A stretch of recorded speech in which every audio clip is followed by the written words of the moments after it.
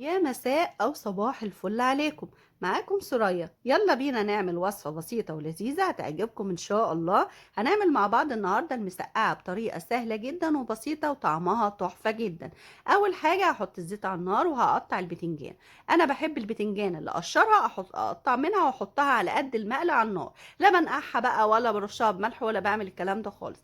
بقشر البتنجانة وأقطع على قد المقلة. تمام، هاسيبها تتحمر، واول ما تاخد اللون الذهبي هقلبها على اليمه التانية على الوش التاني، وهحط معاها بقى، عايزه تقلي شطه عايزه تقلي فلفل، اقلي اللي انت عايزاه. اخدت معايا اللون الذهبي وقلبتها، حطيت معاها كام قرن شطه يتقلوا معاها،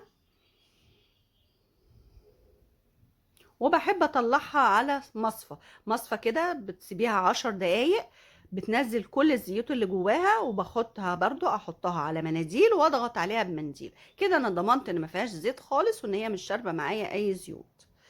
يبقى بننقعها، بنسيبها في المصفى 10 دقايق، وبعد كده برص مناديل واحط عليها البتنجان واضغط على البتنجان بالمنديل من فوق، بيشيل كل الزيوت اللي جواه، بيبقى ناشف جدا وخلاص. هرصه بقى في البايركس او في الصينيه اللي هتحطيها على النار، او حابه تدخليه الفرن براحتك. انا بكتفي جدا بغليها 5 دقايق بس على النار. هحط البتنجان في البايركس وهنزل كمان بالشطه، وهنحضر في الوقت ده الصلصه اللي هنحطها عليه. فص توم، فصين توم كده صغيرين، هنعقمهم وهننزل بمعلقه زيت واحده، لان احنا كفايه قوي زيوت، يعني هي معلقه زيت صغيره جدا يا دوبك بس اقلب فيها فص التوم. وهنزل بالصلصه، معلش ما تصورتش، نزلت بقى بملح وفلفل وبابريكا ومكعب مرق، مش هحط اكتر من كده. ملح وفلفل وبابريكا ومكعب مرق، ولو مش عايزه مكعب المرق براحتك خالص. هقلبها لحد ما تتسبك معايا.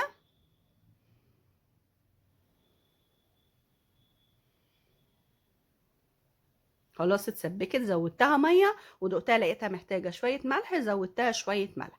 هسيبها بقى تغلي غلوتين على النار، وهاخدها انزل بيها على البتنجان على طول، وهحط البتنجان على البوتاجاز ياخد بس 5 دقايق غلي. طريقه سهله وبسيطه وطعمها حلو جدا جدا. انا بكتفي بس ان الغلو 5 دقايق بس على البوتاجاز، بيبقى طعمه حلو قوي. يا ريت لو عجبك الفيديو ما تنسينيش في اللايك والسبسكرايب. شكرا على وقتكم، وجودكم معايا بيفرق كتير. اشوفكم على خير، مع السلامة.